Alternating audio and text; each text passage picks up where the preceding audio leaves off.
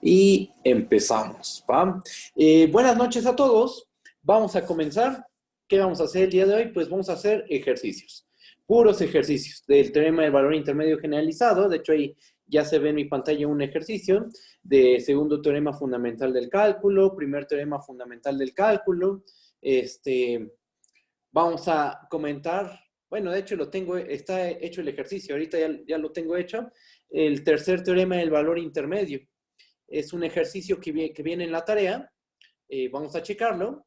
Vamos a checar también ese problemita que les causa mucho ruido. Y sí tiene sentido que les cause ruido porque la notación es un poquito extraña, que creo que es el ejercicio 5, ¿no? El de la norma P y la norma infinito, de una función continua. Vamos a checarlo. Lo hice, o sea, lo tengo hecho. Es uno de los ejercicios que vamos a desarrollar. ¿Qué más? Bueno, pues vamos a hacer varios ejercicios, ¿no? También el que le llamamos teorema de la función inversa para funciones integrables, también tengo un ejercicio. Y bueno, pues vamos a empezar, ¿va? Cualquier duda, como siempre, díganme, por favor. Y empezamos, ¿va? Bueno, primero, hay que recordar lo que dice el teorema del valor intermedio generalizado de la integral. ¿Qué es lo que dice? Vamos paso a paso. Vamos a tomar dos funciones f y g, definidas en un intervalo a, b en los reales. Una de ellas debe ser continua en todo el a, b. Y la otra, la g, no negativa e integrable en el intervalo a, b. ¿Qué dice el teorema del valor intermedio generalizado de la integral? Que existe un punto psi en el a, b cerrado, tal que f de psi por la integral de a en b de g es igual a la integral de a en b de f por g. Ajá. Entonces, una integral donde el integrando es el producto de dos funciones termina siendo igual a una integral donde hay solo una función involucrada, pero está multiplicado por un factor f de psi. ¿Quién es el punto psi? Es un punto del intervalo a, b. El teorema no te dice cómo encontrarlo, simplemente dice, va a haber un punto donde esta igualdad es verdad, un punto psi. No sabemos cuál es, no sabemos si es único, pero existe, ¿va? Vamos a hacer un ejercicio. Son muy sencillos estos ejercicios. Se pueden ver muy complicados, pero en realidad son muy, muy sencillos. Chequen. Primer ejercicio.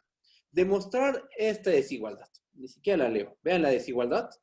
Hay que demostrar esto, ¿no? Que esta integral, la de 0 a pi medios de coseno de x entre la raíz de 1 más x cuarta, se queda entre estos dos numeritos.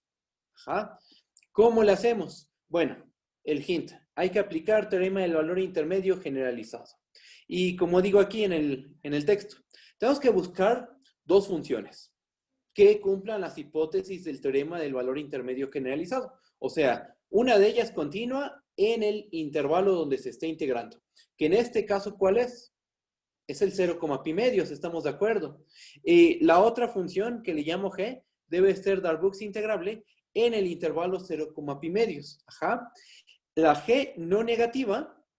Y otra cosa que es muy importante, que f por g es igual a coseno de x entre la raíz de 1 más x cuarta.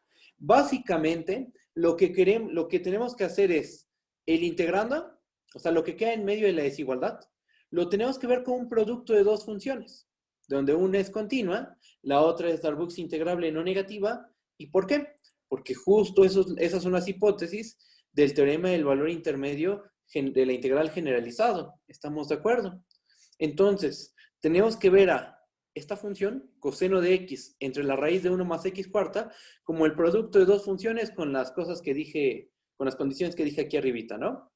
¿Y quiénes podrían ser? Bueno, pues observa que este cociente lo podemos ver como 1 entre la raíz de 1 más x cuarta multiplicado por el coseno de x. Este es un producto de dos funciones, estamos de acuerdo. Una función es 1 entre raíz de 1 más x cuarta. Esa es una. La otra es coseno de x. ¿Ok? Tu función a integrar la estás viendo como el producto de dos funciones. Perfecto. Y observa lo siguiente. Voy a bajar tantito. Ya bajamos tantito. Vamos tantito. ¿Quién va a ser f de x? 1 entre raíz de 1 más x cuarta. Estamos de acuerdo que por cálculo 1, esta es una continua en el 0, pi medios. Eso está bien, ¿no? Esta es una continua. No se indetermina, no hay ningún problema, no se va, sí, no hay ninguna indeterminación, ¿no? En esta función. Y es una continua. Y coseno de x, pues es mayor o igual que 0 en 0, pi medios. En 0, pi medios, coseno de x es mayor o igual que 0.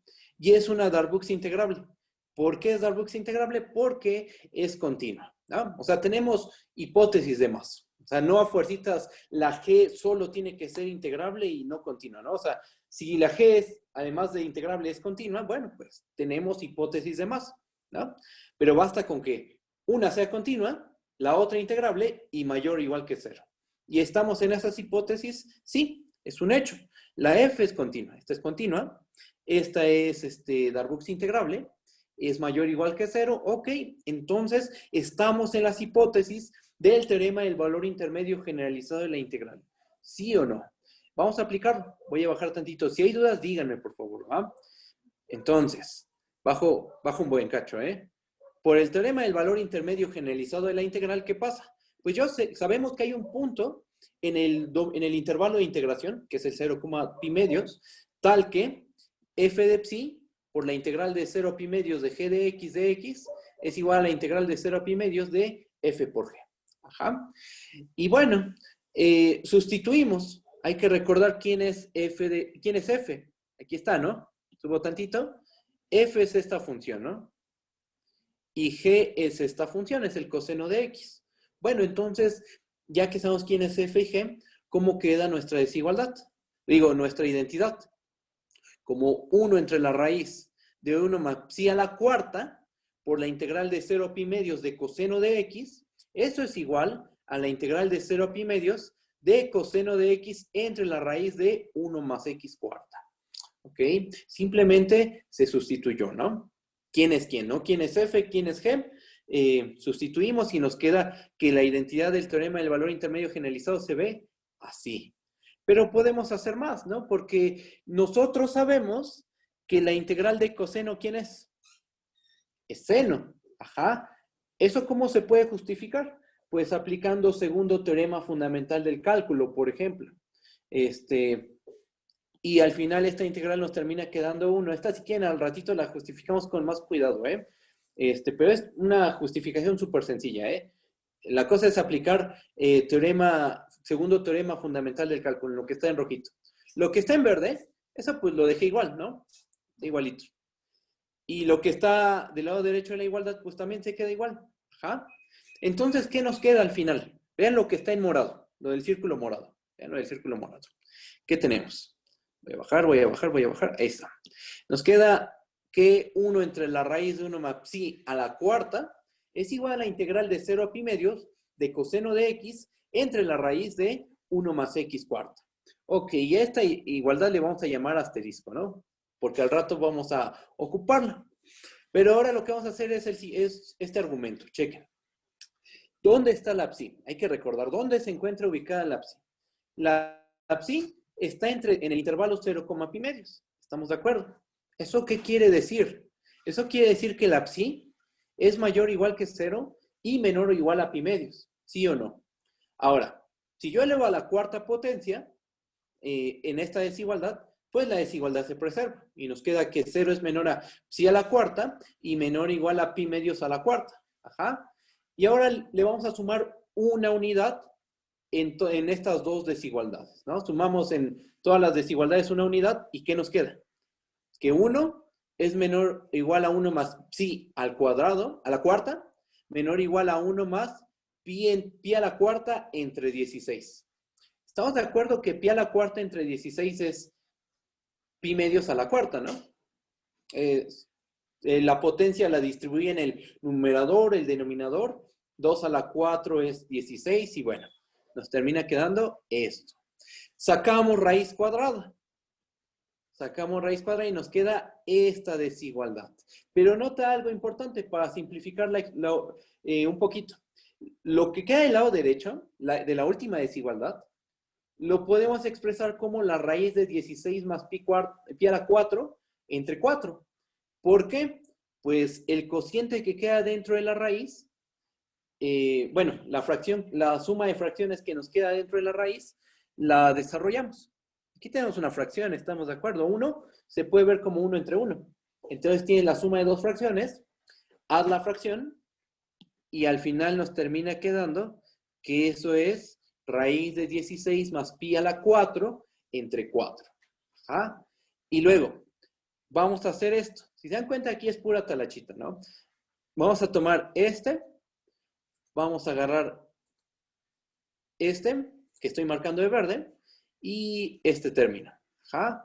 Y ahora lo que vamos a hacer es tomar inversos multiplicativos. ¿Qué pasa cuando uno toma inversos multiplicativos? Si tienes que 0 es menor que A, aquí lo voy a escribir. Si 0 es menor que A, menor o igual a B, entonces 1 entre B es menor o igual a 1 entre A, ¿no? Déjenme ver el chat, alguien puso un signo de interrogación.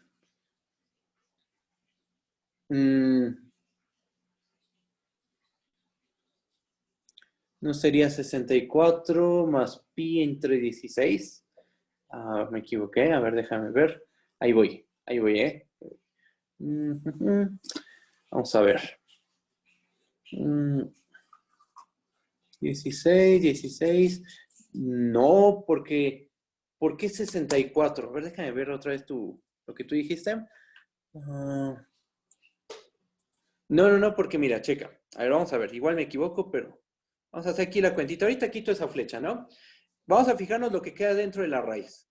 Es 1 más pi a la 4 entre 16. Ajá.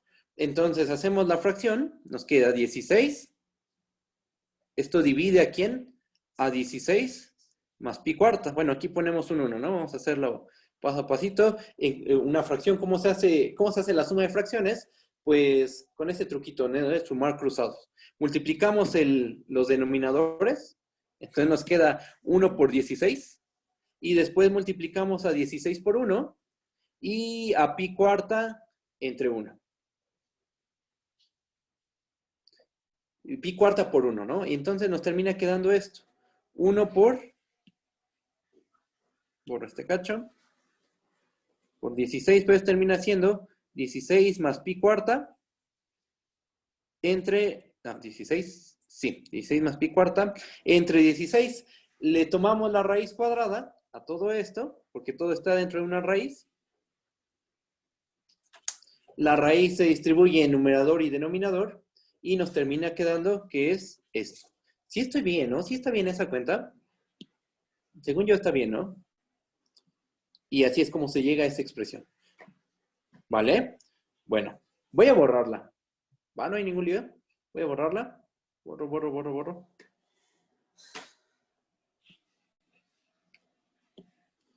Y bueno, ¿qué más? Ah, bueno, pues vamos a hacer esto, ¿no? Si tienes dos números positivos, 0 menor a menor igual a b, al tomar inversos, la desigualdad se invierte. Y eso es lo que estamos haciendo aquí. De lo que está en verde. Acá, lo que se hizo fue tomar inversos multiplicativos. ¿Y qué nos queda? Que 4 entre la raíz de 16 más pi cuarta es menor o igual a 1 entre la raíz de 1 más pi a la cuarta y menor o igual que 1. Pero esto se vale para cualquier puntito en el 0, pi medios. O sea, en realidad, todo esto se vale para cualquier punto psi entre 0, pi medios. En particular, están de acuerdo que va a ser válido para aquel punto, voy a subir tantito, para aquel punto psi que satisface esta igualdad, ¿no? El punto psi que hace que el teorema del valor intermedio generalizado sea verdad. Ajá.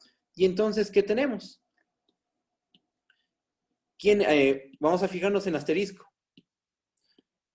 ¿Qué tenemos en asterisco? Que 1 entre la raíz de 1 más pi a la cuarta es igual a la integral de 0 a pi medios de coseno de x entre la raíz de 1 más x cuarta. Bueno, pues es momento de ocupar asterisco. Sustituimos en esta parte. Chequen. Esto.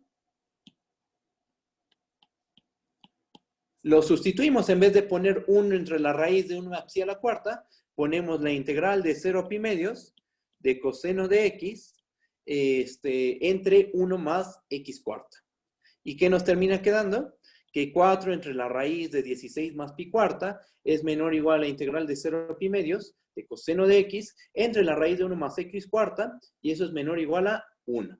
Y estamos de acuerdo que eso es lo que queríamos probar. Eso es justo lo que se quería probar. Ajá. Voy a subir tantito. Justo esa es la desigualdad que queríamos demostrar. Ajá. Y ya está, se acabó.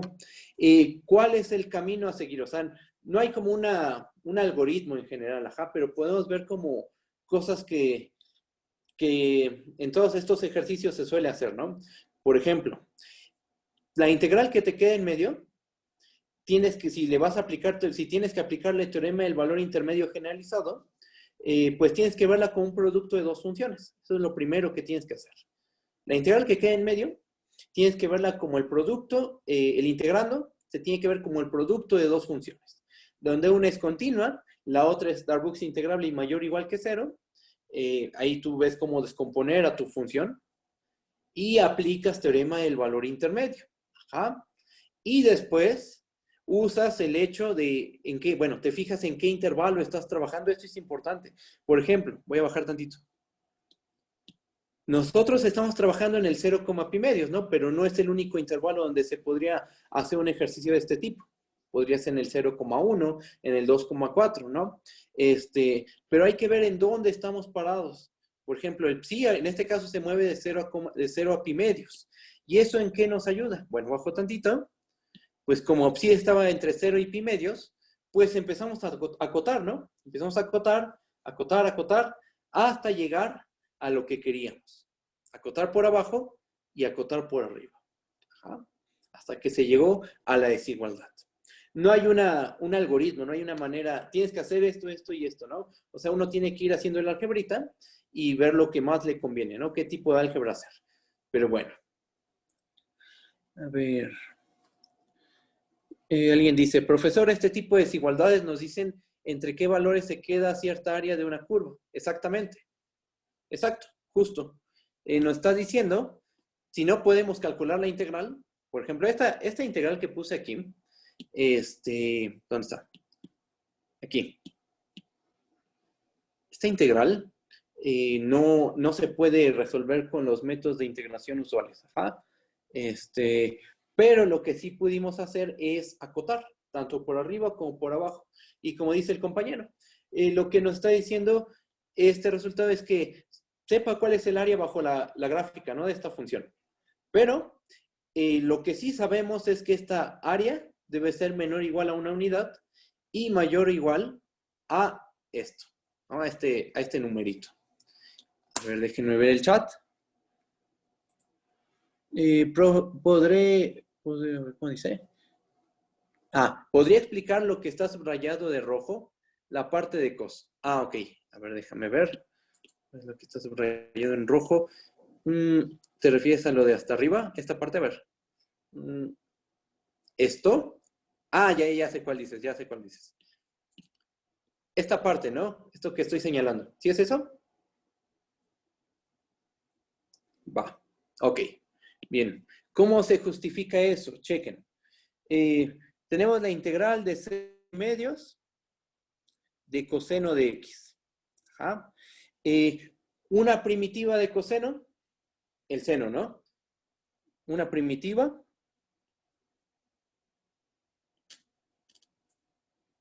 es seno de x. Y entonces, por segundo teorema fundamental del cálculo, sabemos que esto tiene que ser igual a seno de x evaluado de 0 a pi medios. ¿Estamos de acuerdo? Porque si tú encuentras una primitiva de la función que se quiere integrar, entonces esa integral, ¿a qué es igual? A evaluar la primitiva en los extremos, en los límites de integración, ¿no? En este caso, la primitiva es seno de x. La evaluamos de 0 a pi medios. ¿Qué nos termina quedando? Que esto es igual a seno de pi medios menos seno de 0. ¿Cuánto vale seno de 0? Es 0. ¿Cuánto vale seno de pi medios? Es 1. Y por eso es que esto termina siendo igual a 1. Ajá. Entonces aquí se aplicó segundo teorema fundamental del cálculo. Justo en esta parte. la integral de 0 a pi medios de coseno de x, como seno es una primitiva de coseno, es igual a seno de x evaluada de 0 a pi medios. Evaluamos y nos termina quedando que es 1. Y así es como se calcula esa integral. ¿Sí está bien? Sí. Va. A ver, déjenme ver el chat. Ok. Voy a bajar tantito. Y este sería un ejercicio del teorema del valor intermedio. Un ejercicio del teorema del valor intermedio, ¿no? Ahora, vamos a ver un ejercicio que involucra el segundo teorema fundamental del cálculo. Bueno, este lo involucró, ¿no? El del teorema del valor intermedio, pero de una manera muy simple. Va a ser uno un poquito más complejo. Pero antes vamos a recordar lo que dice el segundo teorema fundamental del cálculo. ¿Va? Voy a bajar tantito. Ahí está. Y bueno, vamos a recordarlo. ¿Qué es lo que dice? Tenemos una función f, Darboux integrable, en el intervalo a, b. Y tenemos una función g, que es continua en el AB, derivable en el abierto a, b, y tal que la derivada de la g es igual a f para cada x en el intervalo abierto a, b. O sea, tú tienes una función g que al derivarla en todos los puntos interiores del intervalo, la derivada de g coincide con la función f. Ajá.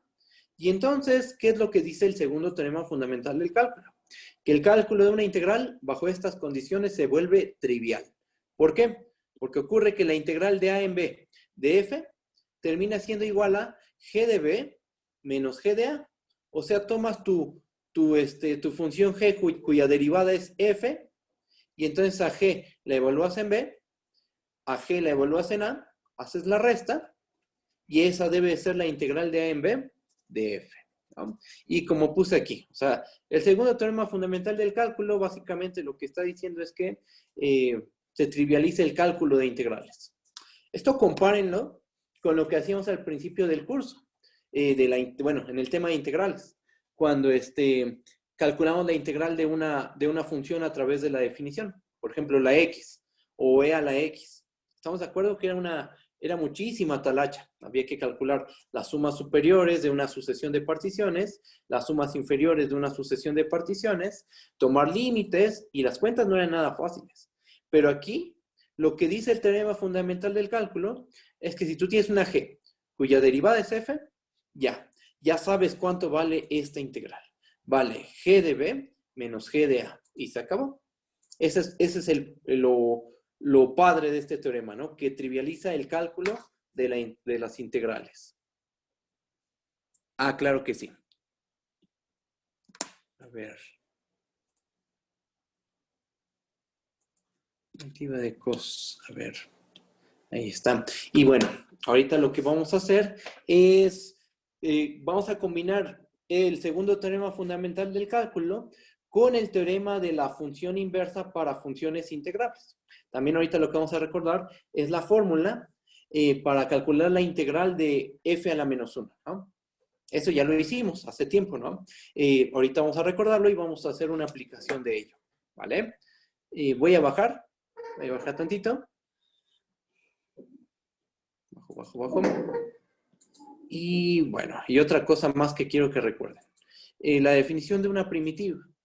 Tienes dos funciones, f y g, definidas en un intervalo a, b en los reales, y decimos que g es una primitiva de f, sí, solo sí, ¿qué pasa? Sí, solo sí, para todo x en el a, b, g' de x es igual a f de x, ¿no? Bueno, esa es una. Y otra cosa más que tenemos que recordar, el teorema de la función inversa para funciones integrables. Tenemos una función f, que va del intervalo f a la menos 1 de a, f a la menos 1 de b en los reales, la cual es continua y estrictamente creciente. Ajá.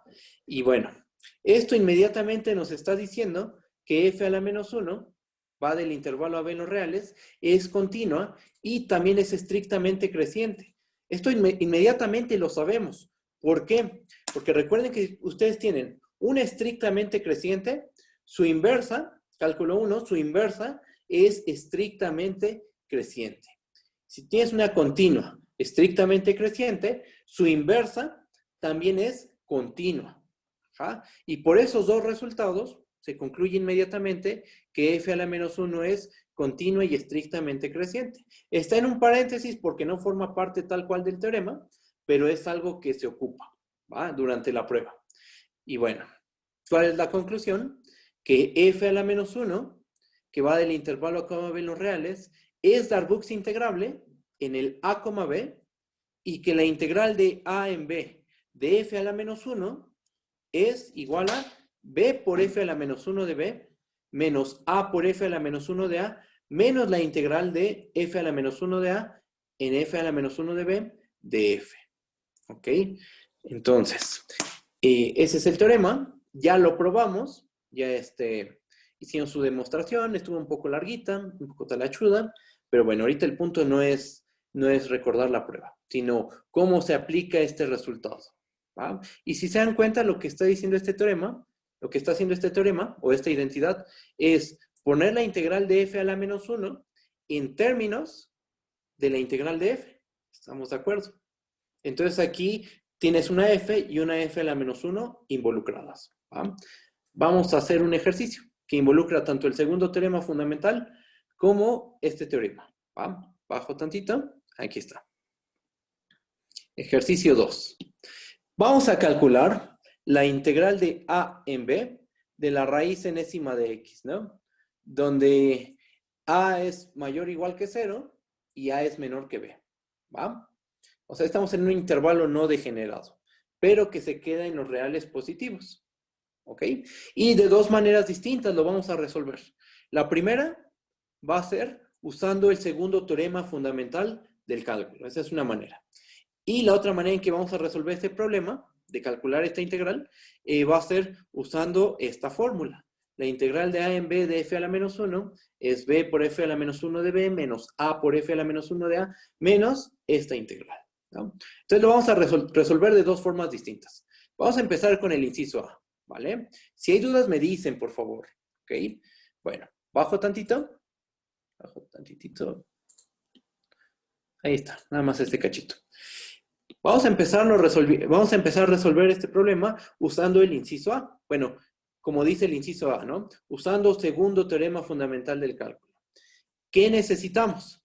Necesitamos una función g, definida en el intervalo como ven los reales, que sea continua en el cerrado, derivable en el abierto, y cuya derivada en el abierto sea igual a raíz enésima de x. Y eso para cada punto del abierto a, b. ¿Qué función se nos ocurre? Bueno, ¿qué función podríamos proponer? Por ejemplo, fíjense en esta función.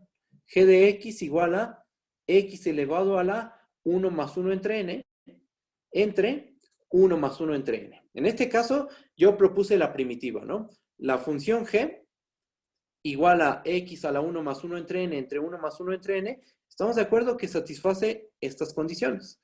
Es continuo en el cerrado, es derivable en el abierto, y su derivada, que eso es muy importante, su derivada, ¿quién es? Aquí está su derivada. Derivamos esto, es 1 más 1 entre n, bajamos la potencia, le restamos una unidad a la potencia, y pues ahí tenemos un coeficiente, ¿no? Que es 1 entre 1 más 1 entre n, ¿no? Se terminan cancelando, se cancela este término, se cancela este otro término, se nos cancelan estas unidades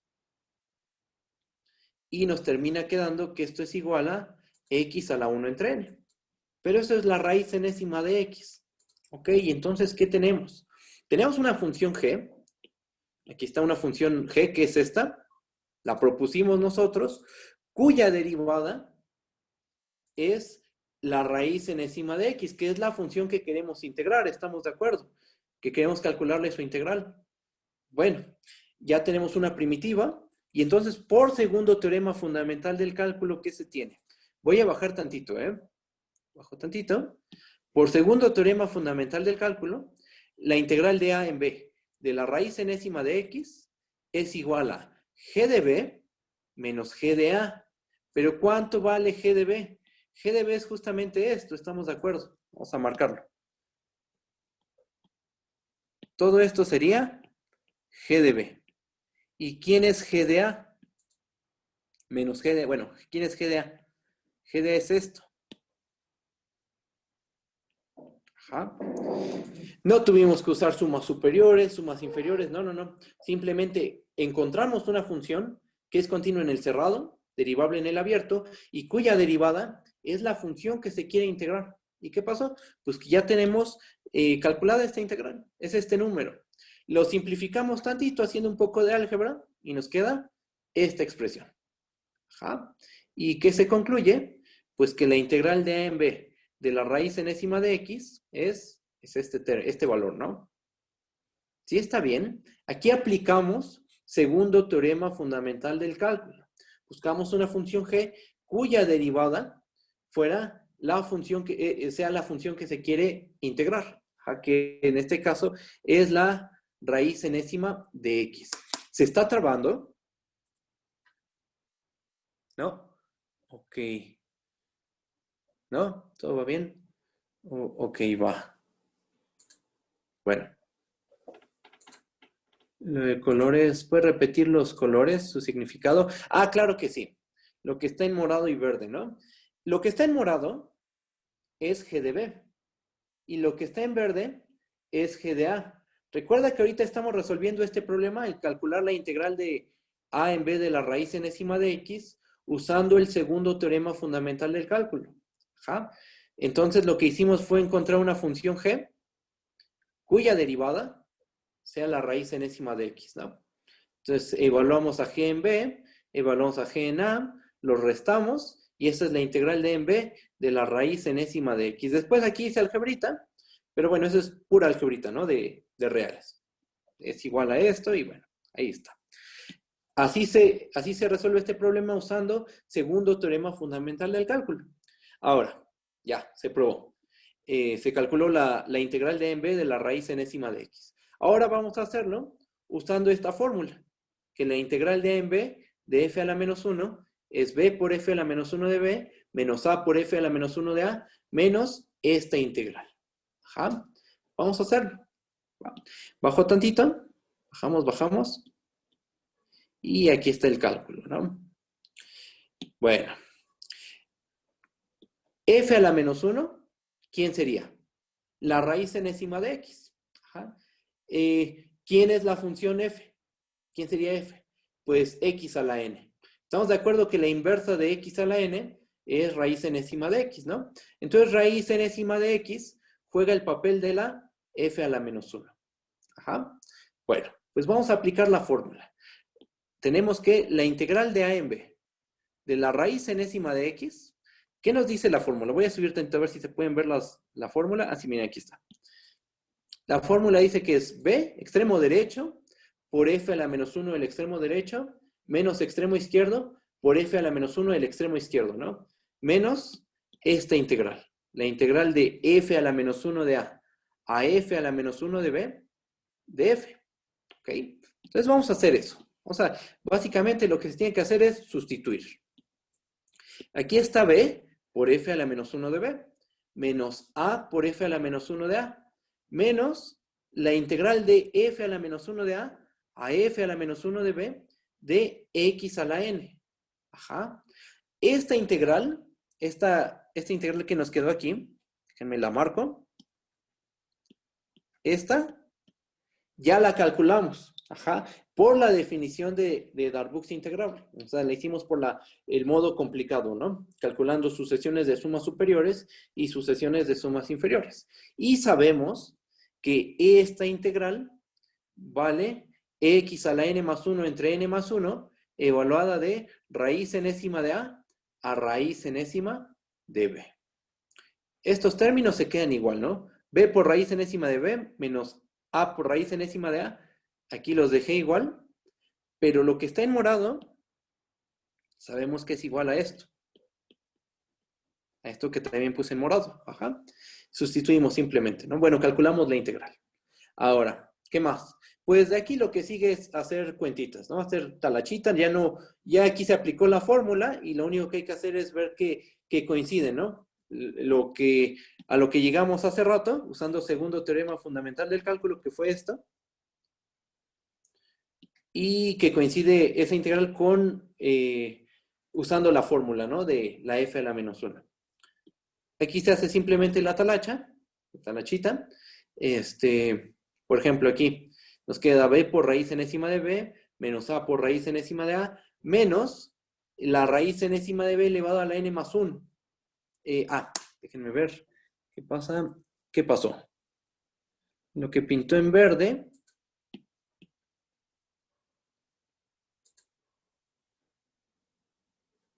¿De dónde salió la n? Lo que pinté en verde. ¿Cuál? ¿Esto? Y me preguntó algo. Permítanme tantito. ¿Esto de aquí o cuál?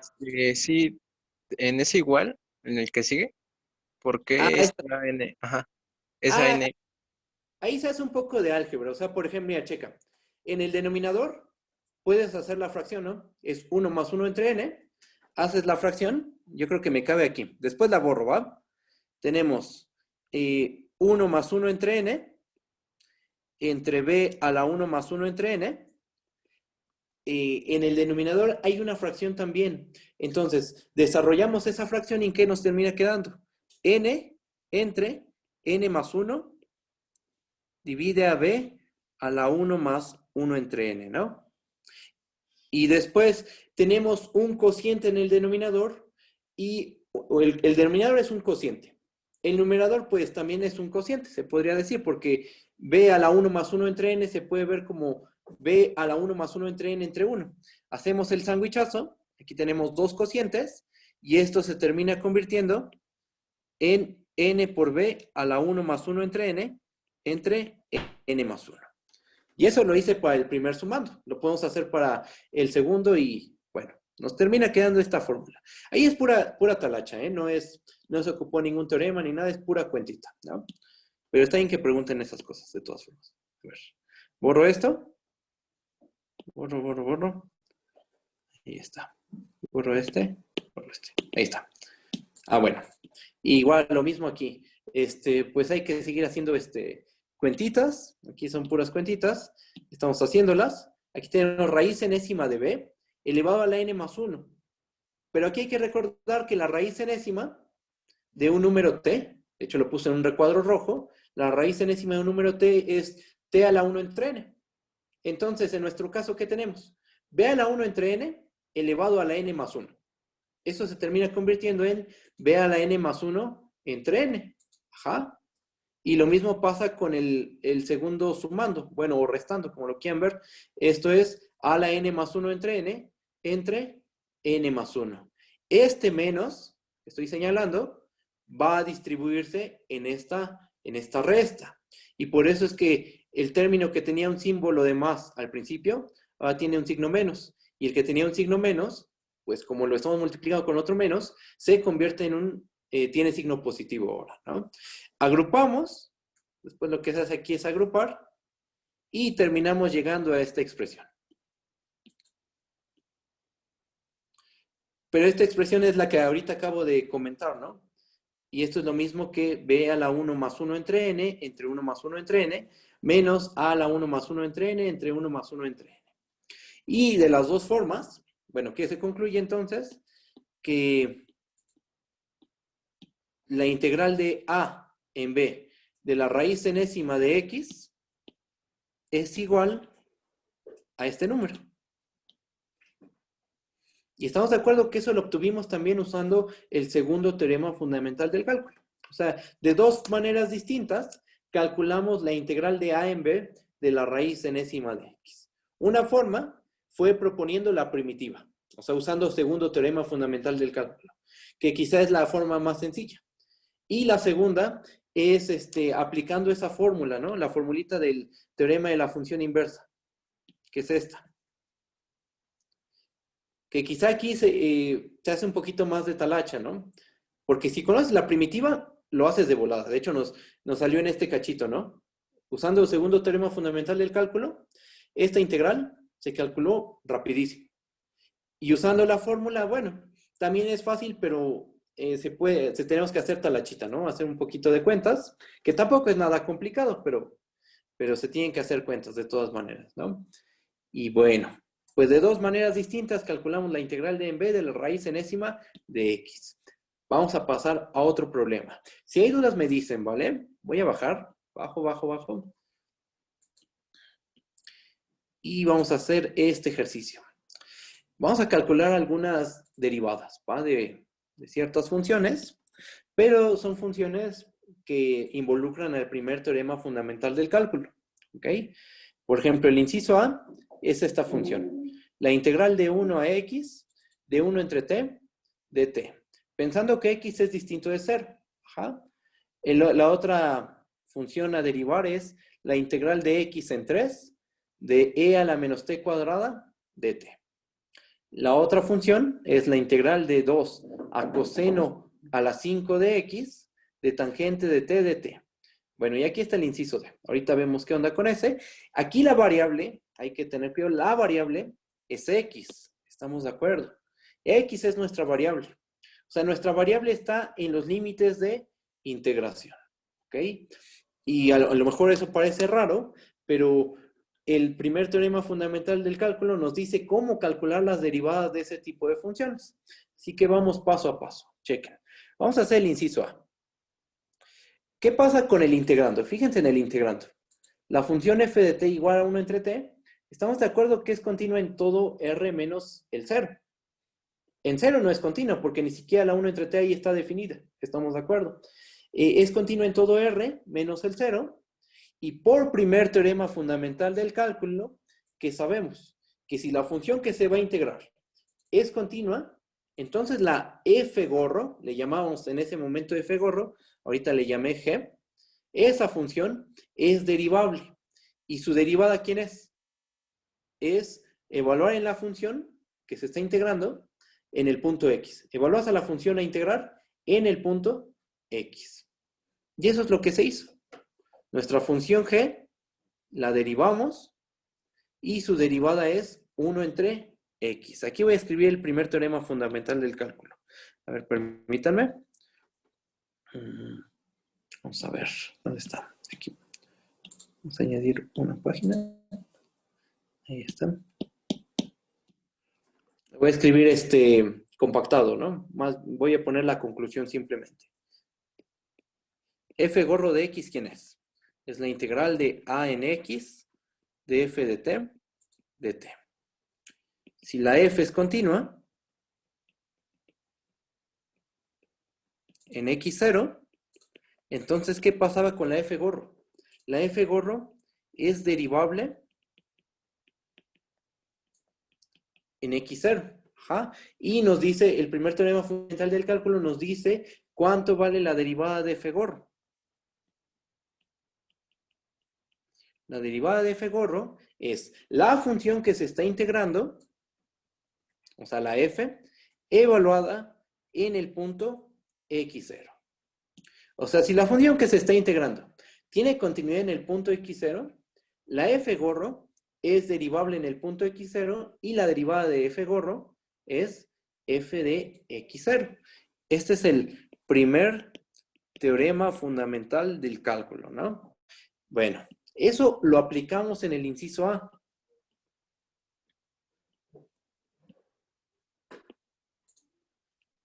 Esta sería la f gorro, ¿no? ¿De quién? De la función 1 entre t. Es continua en todo r menos el 0, ¿ok? Entonces, ¿cuánto vale su derivada? Vale 1 entre x. La función que se está integrando, evaluada, en este caso, en el punto x, ¿va? Esa sería la derivada de la función g del inciso A. Para la del inciso B, ahora nuestro límite de integración está, nuestro límite de integración variable está abajo. ¿Ja? Tenemos la integral de x en 3 de e a la menos t cuadrada. Aquí, ¿cómo lo hacemos? Pues otra vez, hay que ver que el integrando es continuo. Hay que notar que esa función que se está integrando es continua en todo r. ¿Por qué? Porque es la exponencial compuesta con la menos t cuadrada. ¿Menos t cuadrada es continua? Sí. ¿La exponencial es continua? También es continua. ¿Composición de continuos continua? Sí. Entonces la f es continua en todo r. Es un hecho. Le aplicamos primer teorema fundamental del cálculo y tenemos que g' de x es menos e a la menos t cuadrada. A lo mejor algo que causa ruido es porque aparece este signo menos. Pero recuerden cuando definimos las funciones acumuladoras de área, voy a subir nuevamente. ¿A qué conclusión llegamos? cuando definimos esta, la f doble gorro.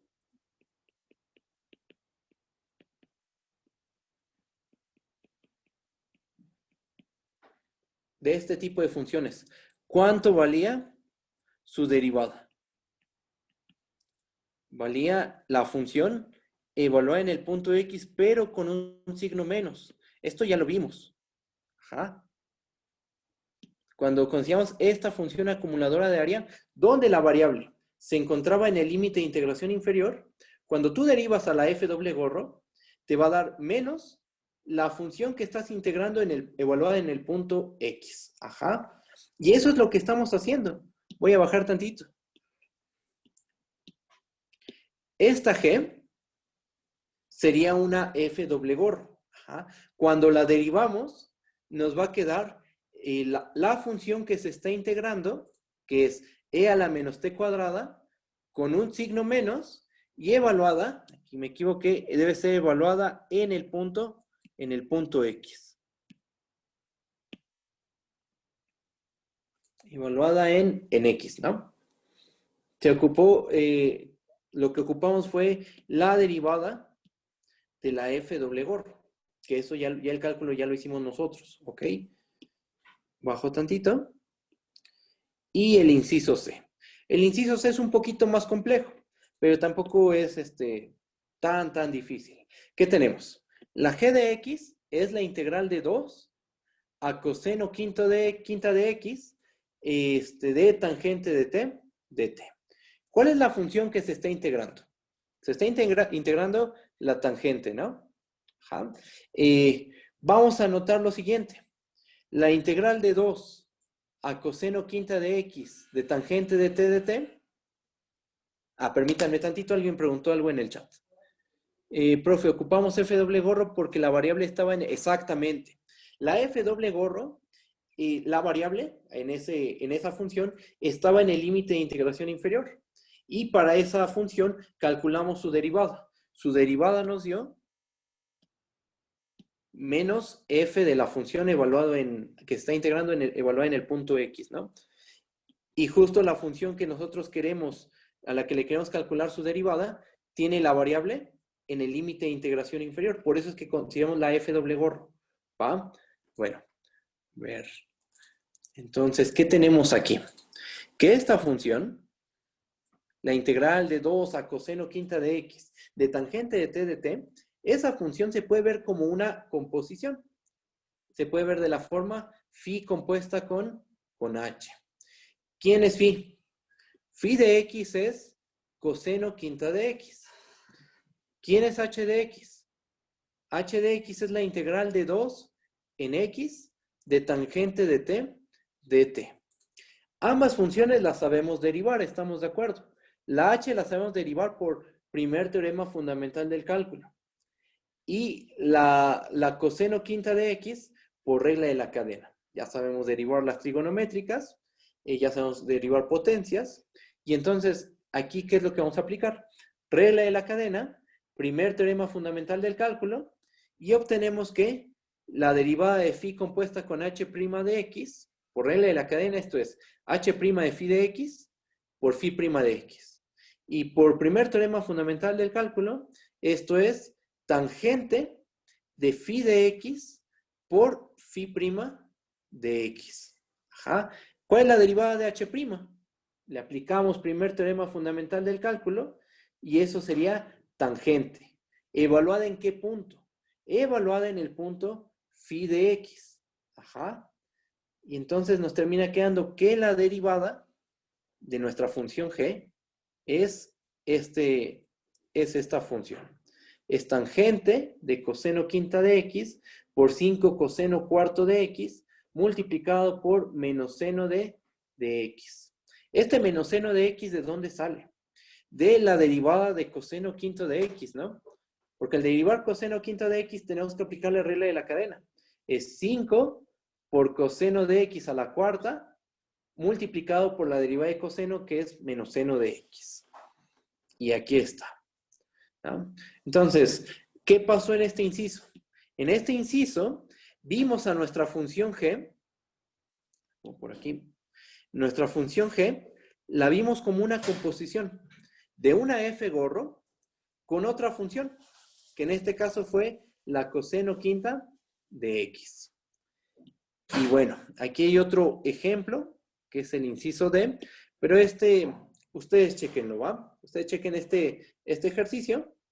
Es muy parecido al que hicimos el inciso B, ajá, pero en este también se aplica regla de la cadena. Ese chequen ustedes y si hay dudas en la semana, me dicen, ¿ok?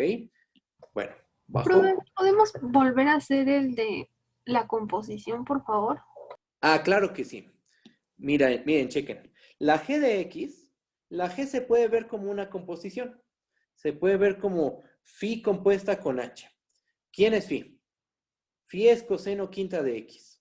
Ajá. ¿Quién es H de X?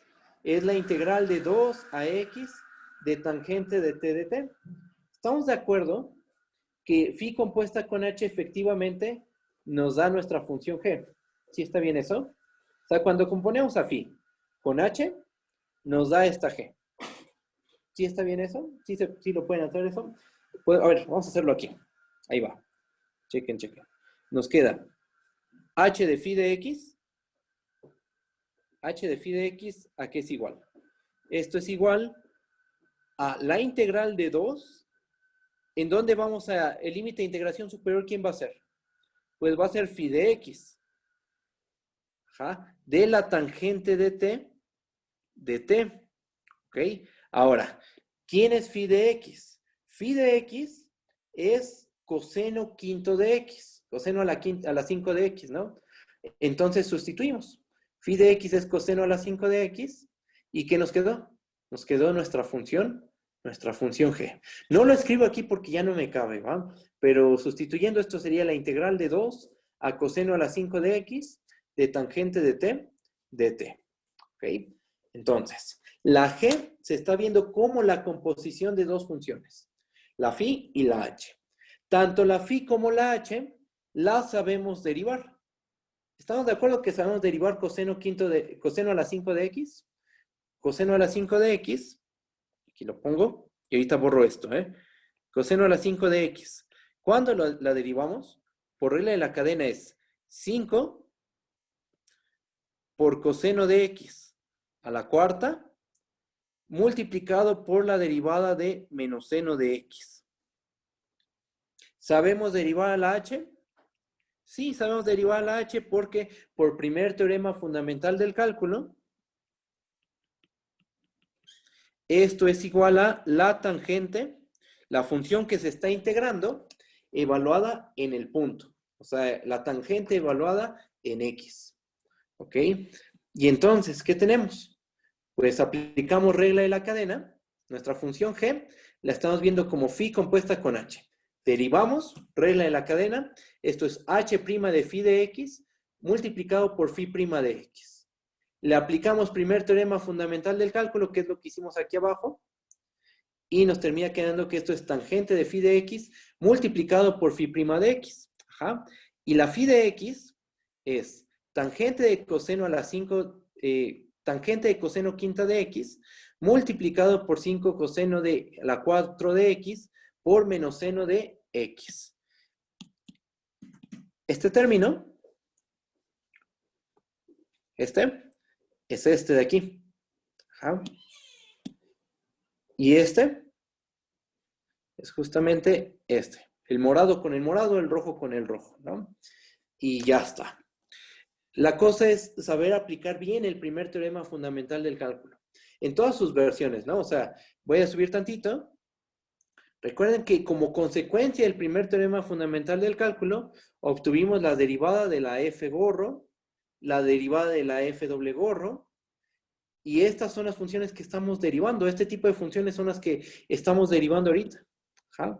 Cuando el límite de integración superior es variable.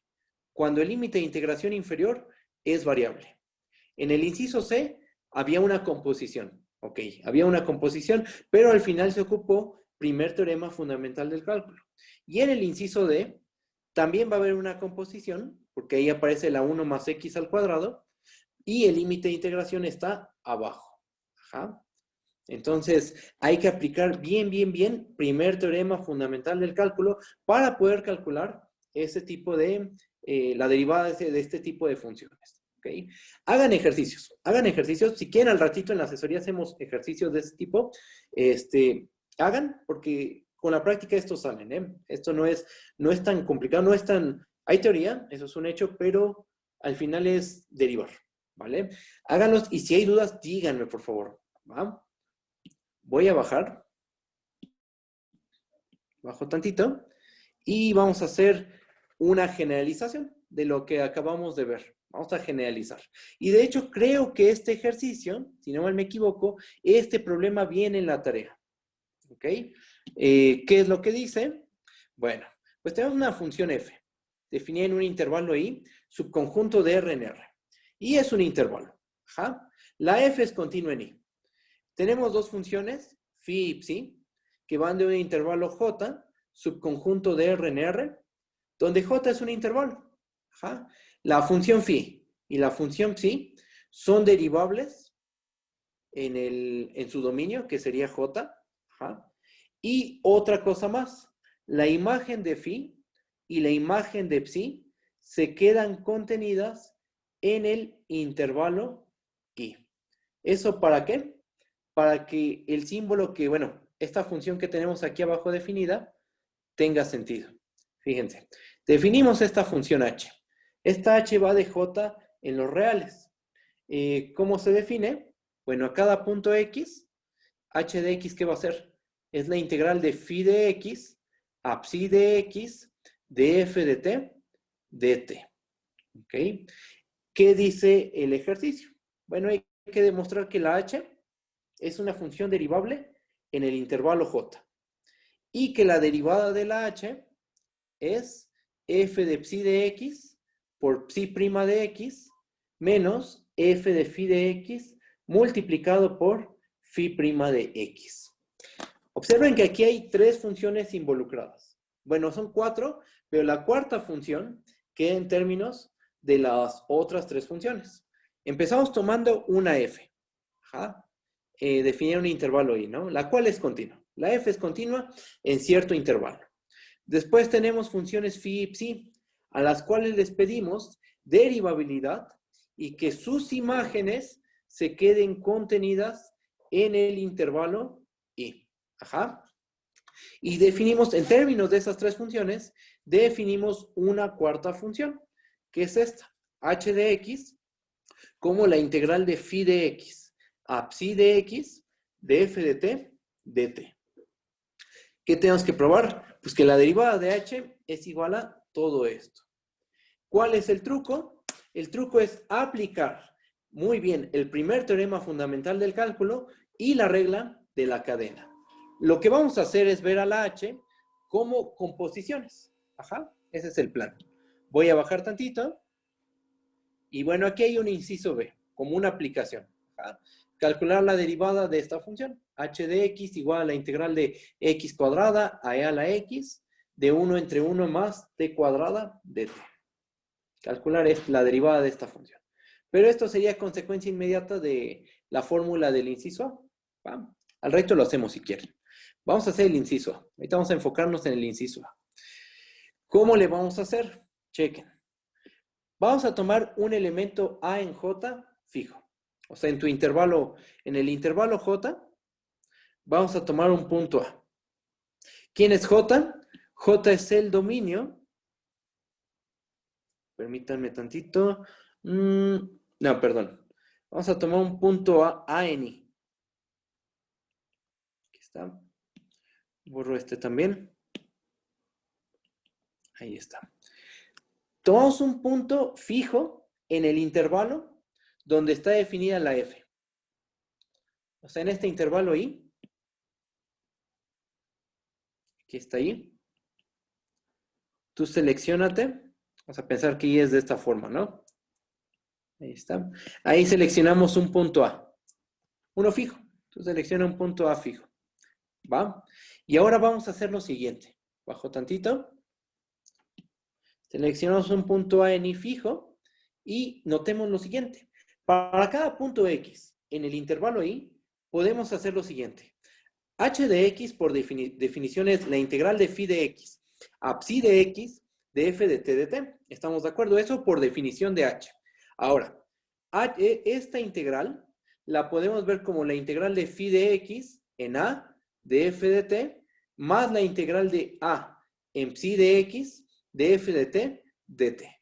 Ya sabemos que una integral, haciendo álgebra en los límites de integración, se puede descomponer en dos integrales. Esto ya lo sabemos, ¿va? Ahora, tenemos que nuestra función h la descompusimos en dos integrales, en esta y en esta otra. Y lo que vamos a hacer es que ambos sumandos vamos a verlos como composiciones. Y vamos a aplicar primer teorema fundamental del cálculo. Chequen. Vamos a definir esta función h1.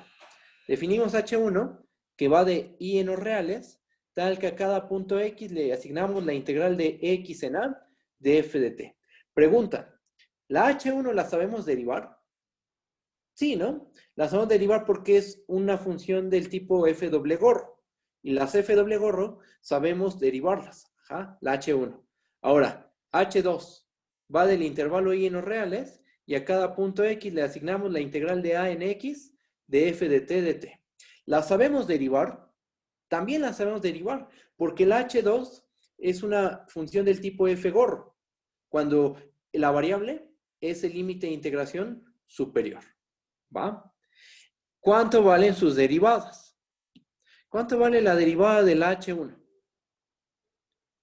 Es menos f de x, porque el límite de integración variable, la variable es el límite de integración inferior. ¿Cuánto vale la derivada de h2? La derivada de h2 es f de x, porque la variable es el límite de integración superior. Y esto es válido para cada x en el intervalo y otra cosa más. Bajo tantito. Noten lo siguiente. ¿Qué pasa cuando componemos a phi con h1? Phi compuesta con h1 de x, por definición de composición es h1 de phi de x. Pero ¿esto a qué es igual? Es igual a la integral de phi de x en a de f de t de t. Pero este término que acabamos de obtener, este que acabo de marcar, es este de aquí. ¿Sí o no? Ese es ese, ¿no? Lo que está en morado con lo que está en morado. Y este otro término, que ¿cómo lo obtenemos?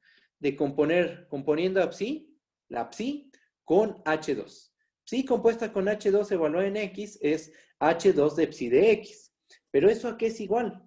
Es igual a la integral de a en psi de x de f de t de t. Ajá. Pero ese es el segundo sumando. Es este. Ahora, una pregunta. Sabemos derivar a la h1, ¿no? Sabemos derivar a la h1, sabemos derivar a la h2, y sabemos que tanto phi como psi son derivables, entonces sabemos derivar a la h. ¿Por qué? Porque la h la estamos poniendo en términos de phi, de h1, de psi y de h2. Vamos a calcular su derivada. Chequen. La conclusión de todo esto, hasta ahorita, es que h de x se puede ver como phi compuesta con h1 evaluada en x, menos psi compuesta con h2 evaluada en x. Ajá. Derivamos. Aquí hay que aplicar regla de la cadena. Derivamos y regla de la suma, ¿no? Porque aquí tenemos una sumita de funciones. ¿Ok? ¿Qué nos termina quedando? Que esto es h1' evaluado en phi de x por phi' de x más h2' de psi de x por psi' de x. Ahí se aplicó dos veces la regla de la cadena, ¿no? En cada sumando se aplicó regla de la cadena y después, ¿qué hacemos? Pues sustituir. ¿Cuál es la derivada de h1? Aquí está, aquí arriba. Es menos f de x, pero evaluada en el punto phi de x es menos f de phi de x. Multiplicada por phi' de x, ¿cuál es la derivada de h2? La derivada de h2 es f de x. Evaluada en el punto psi de x es f de psi de x, multiplicada por psi' de x. Pero entonces, ¿qué tenemos? tenemos que la derivada de h es igual a esto, que es la fórmula que andábamos buscando, ¿no? Creo que en el problema de la tarea, la función f creo que está definida en todo R, ¿no? Creo que la f en el problema de la tarea va de R en R, es continua, y las phi y psi son derivables, ¿no? Bueno, así como lo enuncié yo, es un poquito más general. Porque aquí estoy considerando, voy a subir tantito, que el intervalo ahí, pues es un cierto intervalo. Ahí la f es continua. Tenemos dos funciones phi y psi, definidas en otro intervalo j, que son derivables, pero que sus imágenes se quedan contenidas en el intervalo i. Cuando el intervalo i es todo R, piensen, ¿qué pasa si el intervalo i fuera todos los reales? Pues ya no hay necesidad de pedir que la imagen se quede contenida en i. En el caso en que i sea todo R, ya no hace falta pedir que la imagen se quede contenida en i, porque si es todo R, es un hecho que la imagen de phi y la imagen de psi se van a quedar contenidas en los reales. Ajá. Pero bueno, esta es una manera un poquito más general de enunciar ese ejercicio, ¿no? Y ya está. Aquí está su prueba. Se ocupó primer teorema fundamental del cálculo. Hay que usarlo bien, o sea, con cuidado. Regla de la cadena. Y básicamente lo que se hizo fue desmenuzar esta función h. Expresarla en una forma un poquito más sencilla, ¿no? Como una suma de composiciones. Y esa suma de composiciones, cada sumando y cada composición, sabemos derivarlas. Ajá. Se aplicó primer teorema fundamental del cálculo y aplicamos también regla de la cadena. Eso es básicamente lo que hicimos, ¿no? Bueno, bajo tantito. Si hay dudas, díganme, por favor. Bajo, bajo, bajo. Y otro ejercicio más. Este ejercicio que ha causado mucho ruido, pero no es tan complicado. ¿Va? Vamos a añadir, eso sí, vamos... ¿alguien escribió algo? Permítanme. Profesor, ¿podría repetir los últimos dos renglones, por favor? Y tengo otra pregunta. Si definimos a phi en J conjunto de R y después evaluamos con X en el intervalo. A ver. Y tengo otra pregunta. Si definimos a phi y a psi en J subconjunto de R y después evaluamos a X en el intervalo I, ¿qué significa eso? A ver, déjame primero entender la pregunta. Voy.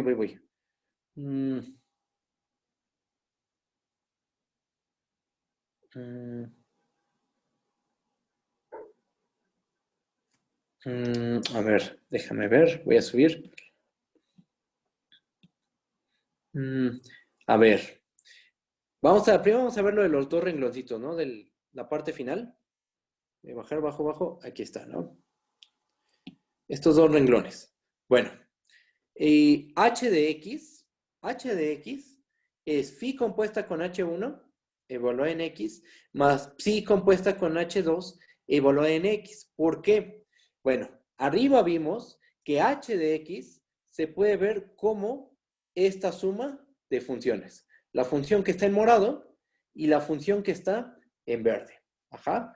Pero la función que está en morado la desmenuzamos. La vimos como una composición de dos funciones.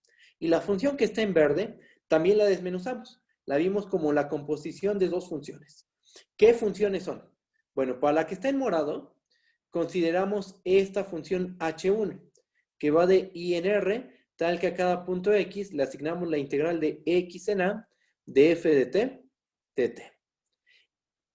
¿Y qué pasó? Que lo que está en morado, lo que está de color morado, lo podemos ver como phi compuesta con h. ¿Por qué? Porque pues, hagamos la composición. Phi compuesta con H1, evaluada en X, es H1 de phi de X. Ajá. H1 de phi de X, ¿cuánto vale?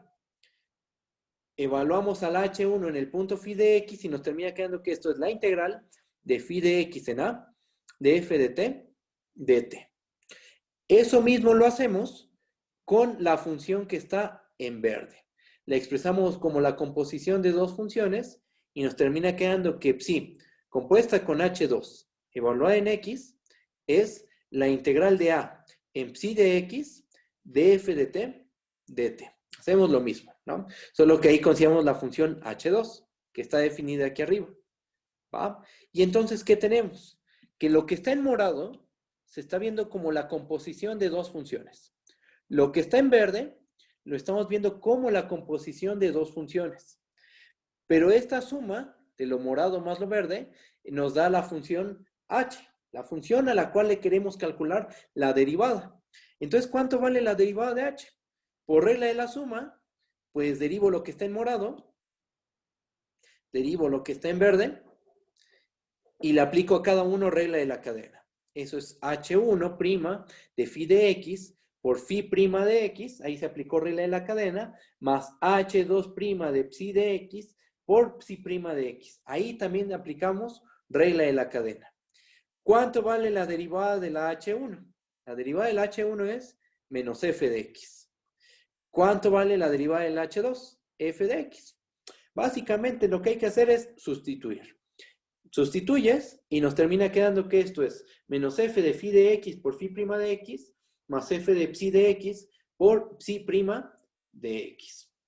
Ya que descompusiste a tu función h en suma de composiciones, pues aplicas regla de la cadena, calculas las derivadas, te fijas cuánto vale la derivada de cada una de las funciones que están involucradas en la composición y sustituyes. Eso es lo único, eso es lo que se hizo. Eso es lo que hicimos. Y nos terminó quedando que la h' de x es f de psi de x por psi' de x menos f de phi de x por phi' de x. Solo invertimos los términos, ¿no? Porque aquí está el que tiene el signo menos al final y aquí arribita lo pusimos al principio, ¿no? Pero eso es lo de menos. O sea, este término es este de aquí y este es este de acá, ¿no? Y bueno, ahí está. Y algo más preguntaste, déjame ver. Y si tengo otra pregunta, si definimos a phi y a psi en j y después evaluamos con x en el intervalo y, ¿qué significa eso? No estamos evaluando con x en y, ¿eh? Estamos evaluando con x en j. Porque mira, checa. Vamos a fijarnos en el dibujito, en el intervalo que puse aquí, este. ¿Dónde está phi de x? Phi de x está contenido en y. La imagen de phi y la imagen de psi están contenidas en el intervalo y, no el dominio. La imagen de phi y la imagen de psi están contenidas en y. Aquí se encuentra phi de x. Por aquí a lo mejor se encuentra la psi de x, ¿no? Por ejemplo. Esa es una posibilidad, que estén de esa manera acomodados, ¿no? Psi podría estar atrás de A, phi adelante de A, o psi atrás de A. Hay muchas formas, ¿no? Aquí, esto es solo un dibujo. Phi de x y psi de x se quedan contenidos en y. Pero el punto x pertenece al intervalo j. J está, x pertenece en j. A lo mejor abajito me equivoqué. A ver, déjame checar. Sí, aquí hay un detalle. Aquí hay un detalle. Aquí no es y. Esto lo estoy borrando.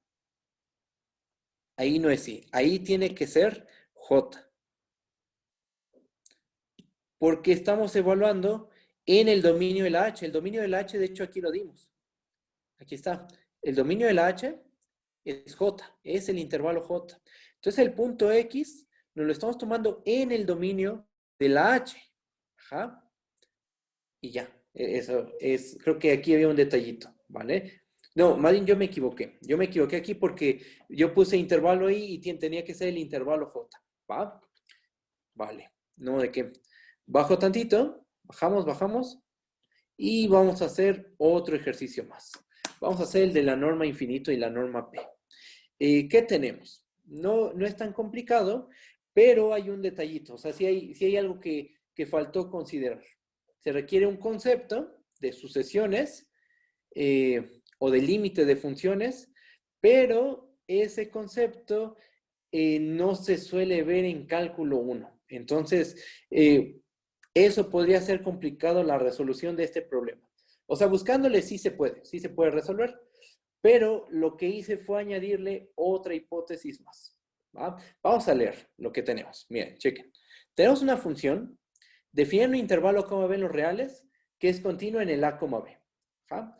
Y definimos este número. Esto es un número real, ¿eh? No es una función, no es es un número real, ¿va? Con este símbolo raro, que se lee como la norma infinito de la función f. ¿Quién es ese número? Es el máximo del conjunto de todos los valores absolutos de f de x, tal que x se encuentra en el intervalo A, B. O sea, tú tienes tu función, le calculas el valor absoluto a tu función y te fijas en el valor más grande que pueda tomar f en valor absoluto. Y ese valor más grande es la norma infinito de la función. ¿Ok? Esa es la norma infinito de una función. Tienes tu función, le tomas valor absoluto, te fijas en el máximo, el cual existe, ¿no? Por teoremas fuertes de continuidad. Como estás en un intervalo cerrado, es continuo en un cerrado, debe alcanzar su máximo. Entonces, el máximo es la norma infinito de f. Y después, para cada p en 1, infinito, o sea, p, ¿qué podría ser? P podría ser 1, p podría ser 2, 3, 4, podría ser pi, por ejemplo, el número e, etcétera, ¿no? Cualquier número entre 1 e infinito. Definimos este número real. ¿Y cómo se lee ese número? La norma p de f, ¿no? ¿Quién es ese número? Es la integral de a en b del valor absoluto de f a la p y todo eso elevado a la 1 entre p. Vamos a considerar una hipótesis adicional. Vamos a suponer que el límite cuando p tiene infinito de la norma p de f existe. Vamos a suponer que este límite existe, ¿va? Y vamos a demostrar lo siguiente, que el límite cuando p tiene infinito de la norma p de f es la norma infinito de f. Esto tiene sentido, hablar de un límite. ¿El límite a quién se le calcula? A una función, ¿no? Aquí tenemos una función en el fondo, porque por cada p tenemos uno de estos numeritos. O sea, si p es igual a 1, tenemos uno de estos numeritos. Si p es igual a 2, tenemos otro número distinto. P igual a 3, p cualquier número entre 1 e infinito, tenemos este número, ¿no? Este de aquí. Entonces tenemos una función que depende de p, ¿ok? Y lo que estamos diciendo es que cuando la p la hacemos tender a infinito, este número que depende de p se aproxima a la norma infinito de f, ¿ok? Eso es lo que dice el problema. Si hay dudas, díganme, por favor, ¿eh? Díganme todas sus dudas, todas, ¿va? Bueno, ¿cuál es el truco? El truco es ensandwichar. Y uno pues piensa en que, pues vamos a construirnos una función que acote por abajo a la norma PDF. Una que acote por arriba a la norma PDF. Y la que acota por abajo y la que acota por arriba, al hacer P tender a infinito, se aproximan al mismo valor, ¿no? Y por teorema del sándwich, pues lo de medio también tiende al mismo valor. Eso es el plan. O sea, cuando se aplica teorema del sándwich, eso es lo que uno tiene que hacer. Pero en este caso, hay un detallito que requiere de un poquito más de teoría, de sucesiones o de límites de funciones, ¿va? Un poquitito, no es mucho, pero requiere un poquito. Y ahorita les voy a decir qué es. Bueno, pues vamos a ir haciendo el desarrollo. Vamos a suponer, va la demostración. Vamos a suponer que la f es distinta de 0. Porque ¿qué pasa si f es igual a 0? ¿Qué pasaría si f es igual a 0? Si f es igual a 0, ¿cuánto vale este número? ¿Cuánto vale el máximo de los valores absolutos de f de x con x en el a, b si f es la constante 0? Pues ese máximo va a valer 0. Y para cualquier p de 1 hasta infinito, ¿cuánto vale esta integral? La integral de a en b del valor absoluto de f a la p. Pues f es la constante 0, entonces realmente lo que tenemos aquí es la integral de a en b de 0 a la p, eso sigue siendo 0, y nos termina dando esto 0. Lo elevo a la 1 entre p.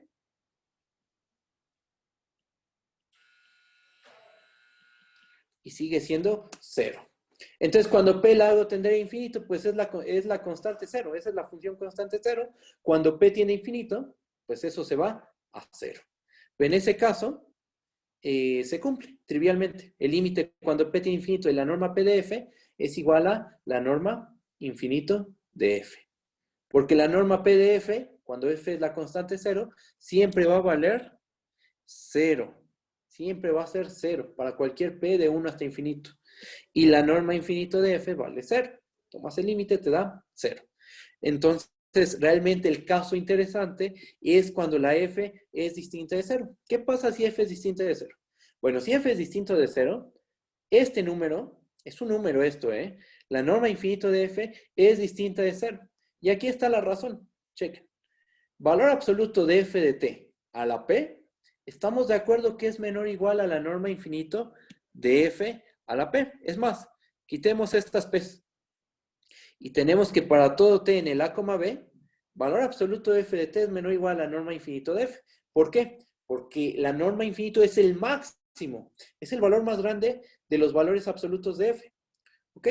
Y si yo elevo a la P en ambos lados de la desigualdad, pues se tiene esto. Esta desigualdad, ¿no? Ahora, vamos a notar lo siguiente. El plan es ensanguichar, de principio, ¿va? Vamos a hacer esto. Notemos que la norma P de F, ¿quién es? Es la integral de A en B del valor absoluto de F a la P, todo elevado a la 1 entre P. Si se acuerdan que la integral preserva desigualdades, ¿no? Si es una función que es menor o igual a otra, la integral preserva esa desigualdad. Y observen lo siguiente. Valor absoluto de F a la P, por lo que vimos aquí arribita, es menor o igual a la norma infinito de F a la P. Lo que está en rojo. Chequen lo que está en rojo. Lo que nos está diciendo es que esta función constante, aquí de hecho le puse constante, la norma infinito de F a la P, es una función mayor o igual que el valor absoluto de F a la P. Y como la integral preserva desigualdades, tenemos esta desigualdad. Pero aquí lo padre de esta cota es que esta cota es, bueno, esta integral es constante. Ajá. Esta integral es la integral de una constante, la norma infinito de F elevada a la P. Integramos esto, ¿cuánto vale? ¿Cuánto vale su integral? Es la constante, que es la norma infinito de F a la P, por la longitud del intervalo. Y todo elevado a la 1 entre P. ¿Ok? Simplificamos. Esta potencia, 1 entre P, se distribuye en cada factor. En este factor, ¿y qué nos termina quedando? La norma infinito de F por B menos A la 1 entre P. Y entonces tenemos la primera acotación. Tenemos que la norma P de F es menor o igual a la norma infinito de F por B menos A elevado a la 1 entre P. Y esto es para cada P de 1 hasta infinito. Ok, acotamos a la norma P de F por arriba. Ahora vamos a acotarla por abajo. Y ahí es donde va a estar el detalle de que cuando ensanguichemos, va a haber un problemito, un detallito. Chequen, bajo. Si hay dudas me dicen, ¿va? Por otra parte, tenemos lo siguiente. Como F es distinto de 0, el valor absoluto de F es mayor que 0 y la norma infinito de F es mayor que 0. Esto ya lo habíamos argumentado, ¿no? Ahí arribita. Y ahora vamos a hacer lo siguiente. Vamos a tomar un punto XC en el A, B, el punto XO del A, B, donde se alcanza el máximo. Ajá. Vamos a, o sea, donde se alcanza la norma infinito.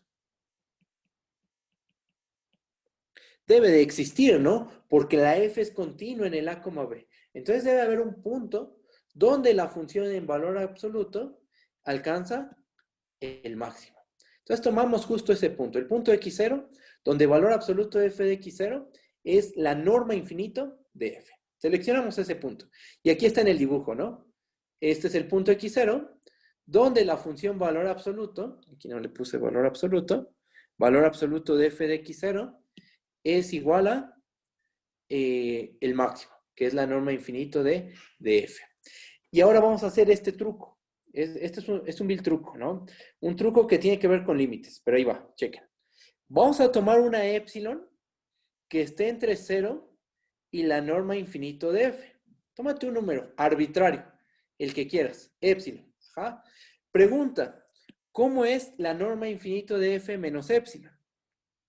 Es mayor que 0, estamos de acuerdo.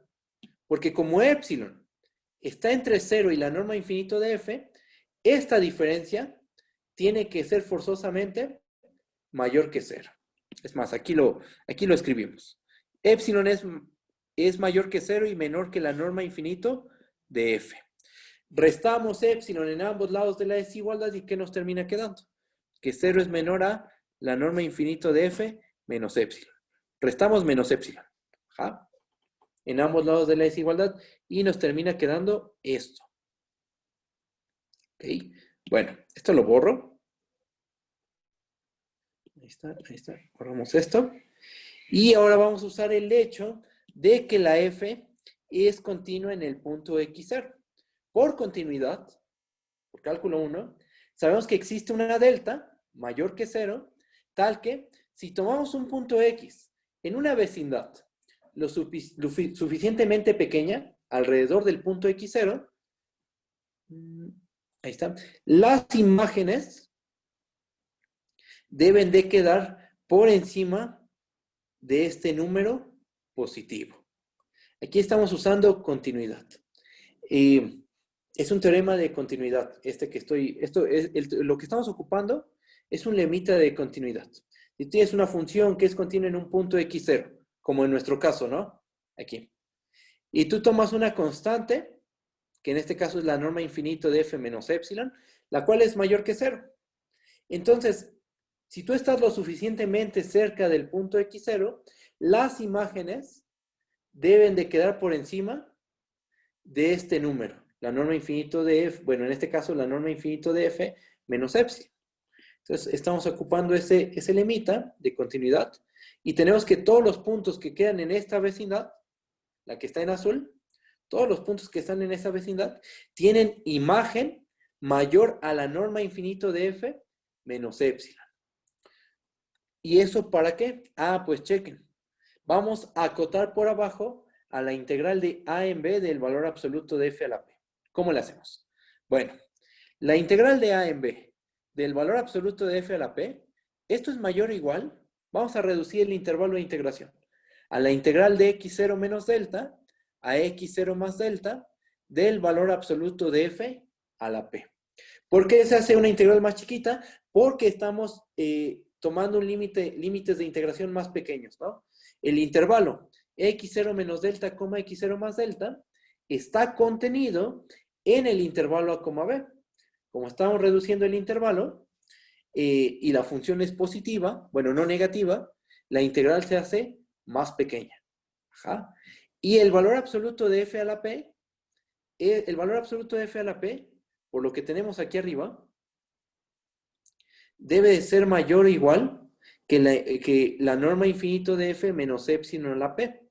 En términos de integrales nos queda que la integral de x0 menos delta a x0 más delta del valor absoluto de f a la p es mayor o igual que la integral de x0 menos delta a x0 más delta de la norma infinito de f menos epsilon a la p.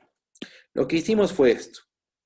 Valor absoluto de f a la p es mayor o igual que la norma infinito de f menos epsilon y todo elevado a la p. ¿Ok? Y como la integral preserva desigualdades, pues obtuvimos esto de acá arriba. ¿Ok?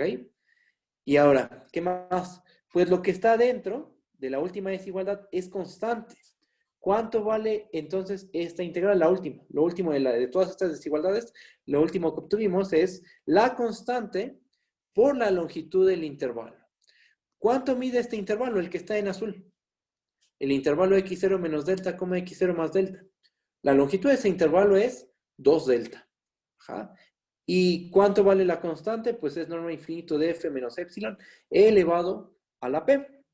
Ahora, vamos a hacer lo siguiente. Esto, lo que está en verde. Todo lo que está en verde, lo elevamos a la 1 entre p. Déjenme checar el chat. Alguien preguntó algo. Permítanme tantito. Profe, ¿puede repetir ese renglón, por favor? Claro que sí. Miren, chequen. Tenemos la integral de a en b del valor absoluto de f a la p.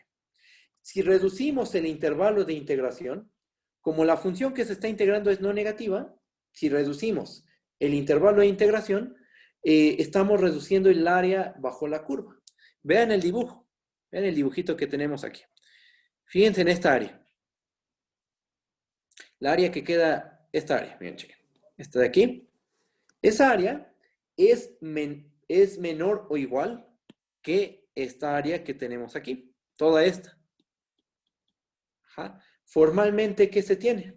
Que la integral de a en b del valor absoluto de f a la p es mayor o igual a la integral de x0 menos delta a x0 más delta del valor absoluto de f a la p.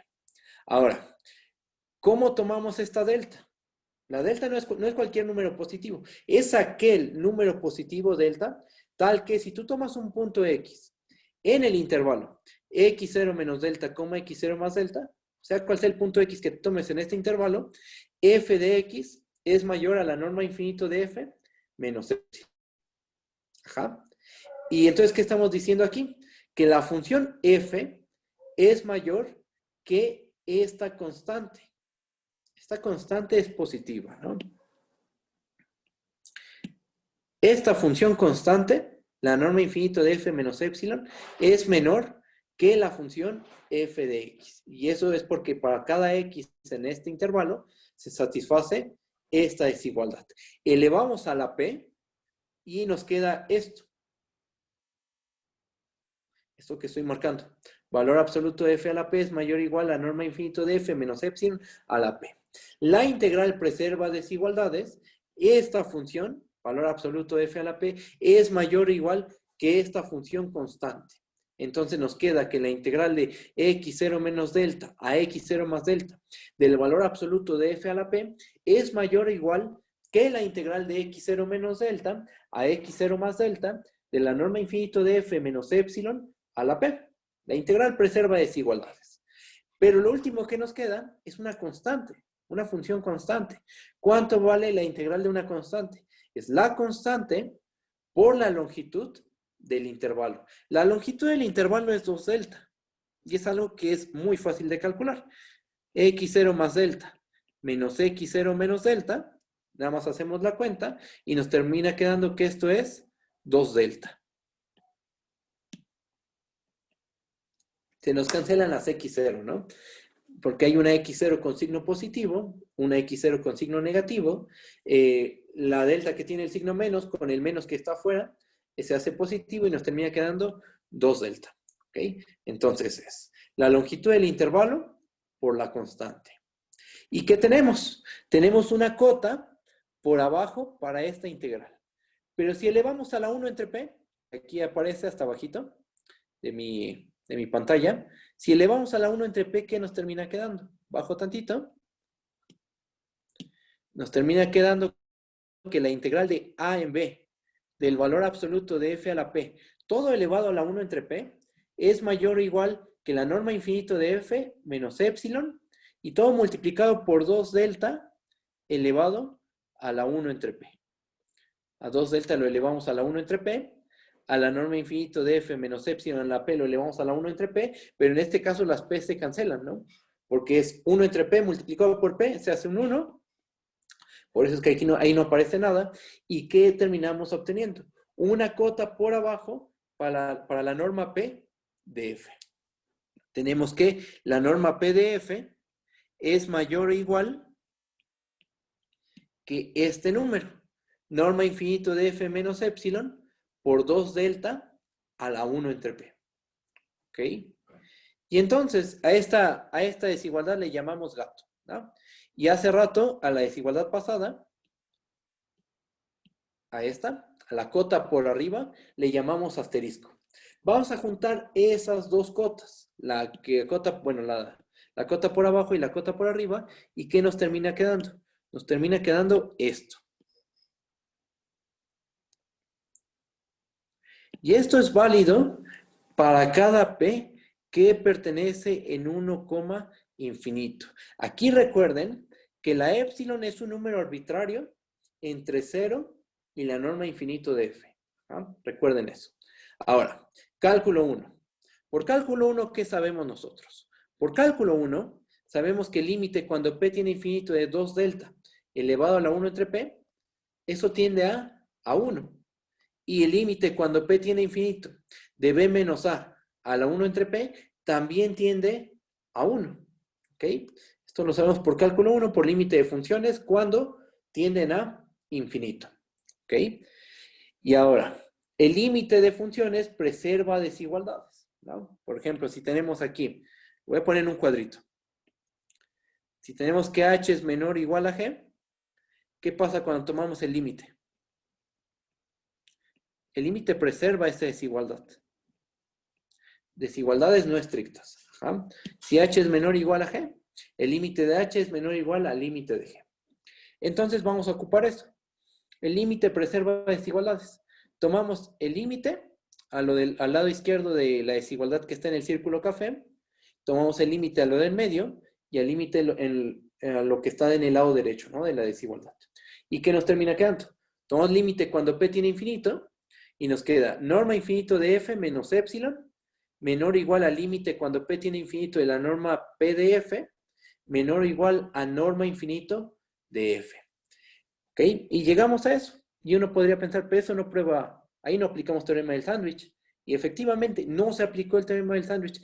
Casi logramos ensándwichar. Casi. Pero hay una épsilon que nos estorba. Pero el detalle está en que esa épsilon es arbitraria. Arbitraria en el intervalo 0, norma infinito de f. En este intervalo, la épsilon fue arbitraria. ¿Qué pasa si a épsilon la hacemos tender a 0? Es cualquier número. Épsilon es cualquier número que está entre 0 y la norma infinito de f. ¿Qué pasa si a épsilon la hacemos que tienda a 0? Pues la desigualdad se sigue preservando, bajo tantito, y nos termina quedando, al hacer épsilon que tienda a 0, nos termina quedando que la norma infinito de f es menor o igual al límite.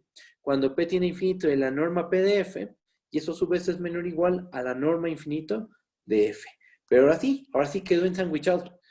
El límite cuando p tiene infinito de la norma p de f quedó entre la norma infinito de f, tanto por abajo como por arriba.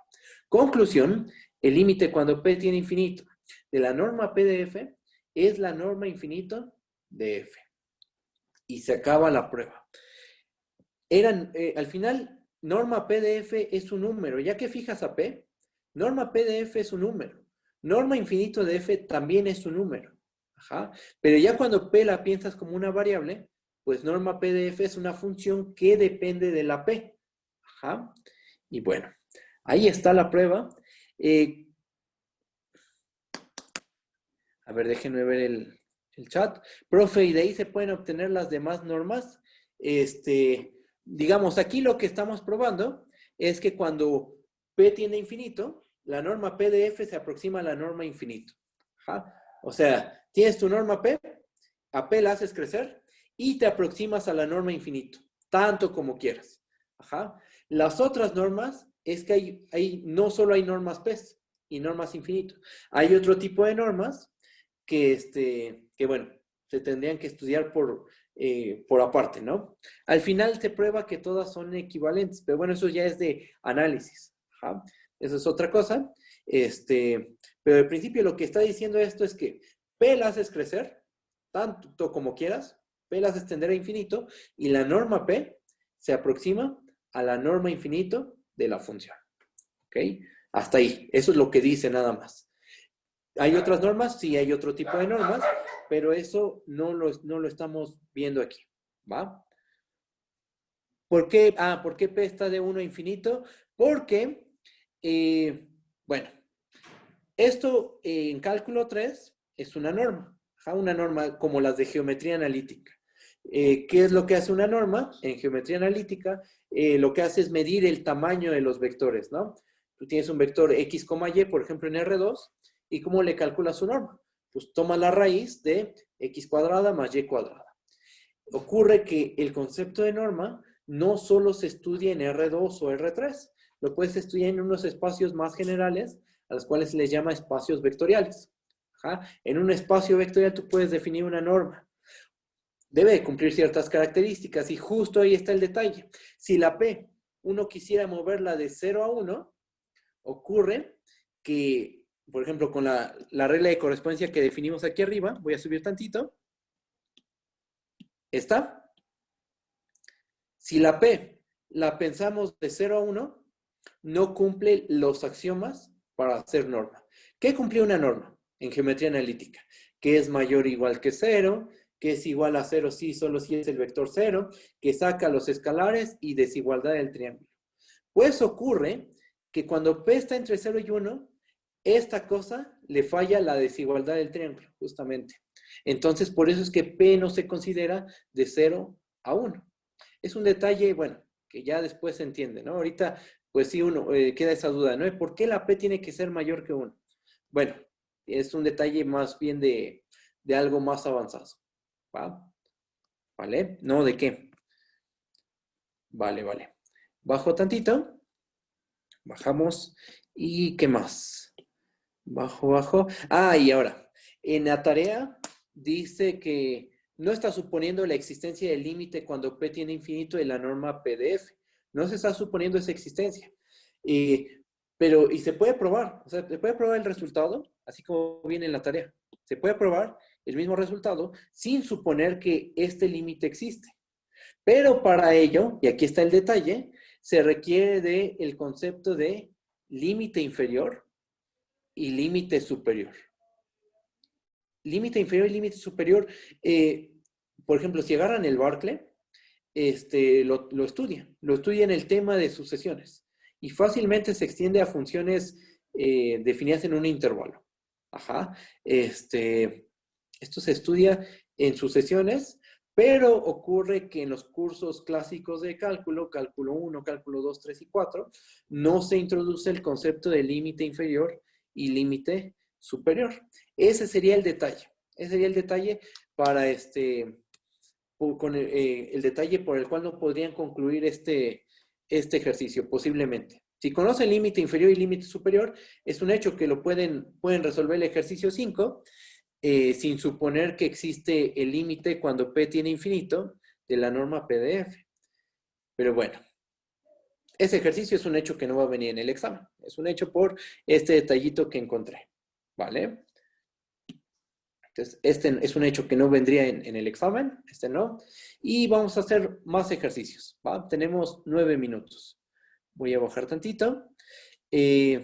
Vamos a recordar el teorema de cambio de variable. ¿Qué es lo que dice? Bueno, pues vamos a tomar una función, definir un intervalo A, B en los reales, que sea continua en todo el A, B.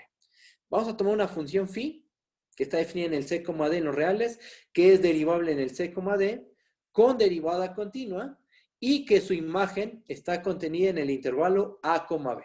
¿Eso para qué? Eso, que la imagen de phi esté en el A, B, es para que esta composición, phi compuesta con f, tenga sentido. Esa es la única razón. Para que phi compuesta con f tenga sentido, se pide que la imagen de phi esté contenida en el cerrado A, B. ¿Qué se tiene? Esta integral, la integral de c en d, de f de phi de t, por phi' de t, es la integral de phi de c a phi de d, de f de x, ¿ok? Vamos a hacer ejercicios que involucren el teorema de cambio de variable. Voy a bajar tantito y tenemos este ejercicio. Ejercicio 6. Son integrales muy sencillas, solo es para ilustrar cómo se aplica el teorema de cambio de variable. Calcular las siguientes integrales. La integral de 0 a 1 de x a la 17. La integral de 0 en 1, esa es una. La otra es la integral de 0 en 1 de nx, n a la menos 1 por e a la e elevado a la x a la n. Esa es otra. Y el inciso C, este se queda como un ejercicio para ustedes. La integral de 0 a pi medios, y un detallito, más bien es pi cuartos, perdón. Pi cuartos de la tangente de x elevado a la 100 por la secante cuadrada de x de x. Aunque esté elevado a la 100, eso no implica que sea complicado. De hecho, es muy, muy sencillo este inciso. ¿Va? Pero este queda como un ejercicio. Vamos a ver. Ahí, en el inciso A no se requiere teorema de cambio de variable por la simplicidad de la función. Vamos a ver el inciso A. ¿Qué función se tiene que integrar? Tenemos que integrar x elevado a la 17, ¿no? Entonces, ¿qué hacemos? Pues lo que hay que hacer es encontrar una primitiva de x a la 17. Una primitiva de x a la 17, ¿quién sería? Por ejemplo, x a la 18 entre 18, ¿no? Así de simple. Aplicamos segundo teorema fundamental del cálculo y nos queda que la integral de 0 a 1 de x a la 17 es x a la 18 entre 18 evaluado de 0 a 1. Evaluamos y nos queda 1 entre 18. No se requirió aquí el cambio de variable. ¿Ok? Si la función es muy simple, si es muy sencilla la función que se va a integrar, lo más seguro es que uno conozca la primitiva. Y si ya conoces la primitiva, pues ya estuvo. Aplica segundo teorema fundamental del cálculo y ya tienes el valor de la integral. ¿Ok? Pero para el inciso B, bueno, en el inciso B podemos hacer dos cosas. En el inciso B hay dos maneras de resolverlo. Uno es, adivina la primitiva, ¿no? Busca una función cuya derivada es nx elevado a la n menos 1 por e elevado a la x a la n, ¿no? Esa es una. Tú propon la primitiva. Y la otra es aplicar teorema de cambio de variable. Bueno, vamos a hacerlo de la primera forma. Vamos a proponer a la primitiva. ¿Cuál sería una primitiva de nx a la n menos 1 por e a la x elevado a la x a la n? Por ejemplo, esta función. E elevado a la x a la n. Esa es una primitiva. ¿Se puede demostrar? Sí, por supuesto. Aplicamos regla de la cadena. Estamos de acuerdo que e elevado a la x a la n es una composición de dos funciones. E a la x y x a la n. Aplicamos regla de la cadena. Derivamos a la exponencial. ¿Cuánto vale la derivada de la exponencial? Ella misma. Y después derivamos lo de adentro. ¿Qué es lo de adentro? X a la n. Derivamos a x a la n y nos queda nx elevado a la n menos 1. Y ahí está. ¿Qué tenemos? Que g' de x es f de x. Esto es f de x. Y entonces aplicamos segundo teorema fundamental del cálculo y tenemos que la integral de 0 en 1 de nx a la n menos 1 por e a la x es e elevado a la x a la n evaluado de 0 en 1. ¿Esto a qué es igual? Pues es igual a e a la 1 menos e a la 0, que es e a la 1 menos 1. Así de simple. Si conoces la primitiva, ya estuvo. No hay que aplicar ningún método de integración, ningún cambio de variable. Pero ahora, ¿qué pasa si no conocemos a la primitiva? Que también eso es posible. Si no conoces a la primitiva, ¿qué podemos hacer? Pues hay que simplificar la expresión. Y eso es justo lo que dice el teorema de cambio de variable, ¿no? Nos lleva de una expresión con ciertos límites de integración a otra función con otros límites de integración distintos. Y eso puede ayudar a simplificar el cálculo de la integral. ¿Va? Vamos a hacer la cuenta. Vamos a ver. ¿Dónde está? Aquí está, ¿no? Sería el 2. Vamos a hacerlo con teorema de cambio de variable. Bueno, aquí hay que notar, aquí lo que hay que hacer es ver a esta función como de esta forma. Phi compuesta con f multiplicada por phi'. La función que estamos integrando la tenemos que ver de esta forma. ¿Ja? ¿Y quién es phi? ¿Quién es f? Bueno, phi de x sería x elevado a la n. F de x es e a la x. ¿Quién es phi' de x? Es nx a la n menos 1. Y así propuestas las funciones que tenemos. Tenemos que la función que estamos integrando, que es nx elevado a la n menos 1 por e a la x a la n, se ve de esta forma. Es la integral de una función phi compuesta con f multiplicada por phi'. Le aplicamos cambio de variable y entonces, ¿qué nos termina quedando? Aquí aplicamos cambio de variable y nos termina quedando que esto es phi de 0, la integral de phi de 0 a phi de 1 de la función f. ¿Cuál es nuestra función f? Es e a la x. Y entonces nos queda esta función que parece ser más sencilla. Efectivamente, esa función es más sencilla de integrar. ¿Por qué? Porque la primitiva de e a la x sí la conocemos. ¿Qué función al derivarla nos da e a la x? E a la x, ¿no? Entonces, aplicamos segundo teorema fundamental del cálculo y nos queda que, por segundo teorema fundamental del cálculo, esa integral es e a la x evaluada de 0 a 1. Lo cual se convierte en e a la 1 menos e a la 0, que es e a la 1 menos 1. Y obtuvimos el mismo valor que se obtuvo aquí arriba, usando este segundo teorema fundamental del cálculo. En un caso lo que hicimos fue proponer a la primitiva. En uno propusimos a la primitiva.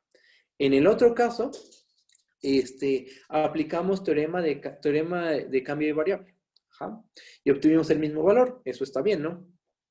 Porque es la misma, estamos calculando la integral de la misma función, ¿no? Pero de dos maneras distintas. Si está bien, hay dudas, voy a bajar tantito. Ya son las 10. Ya son las 10. Aquí hay otro ejercicio, pero bueno, eso lo checamos en la asesoría, ¿vale?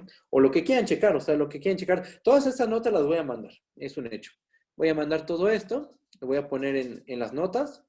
Este ejercicio pues ya no lo abordamos, que es un ejercicio de la tarea. Aquí está su desarrollo, es uno de los ejercicios que había planeado.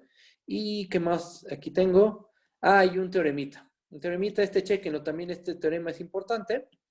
Chequen este teorema, ya no lo voy a desarrollar ahorita, ya se acabó la clase, pero chequen este resultado. Hoy subo las notas, ¿va? Hoy subo las notas, hoy subo el video, y lo que vamos a hacer ahorita es, bueno, ya terminó la clase, vamos a la asesoría, ¿vale? Voy a cortar la grabación, ¿vale?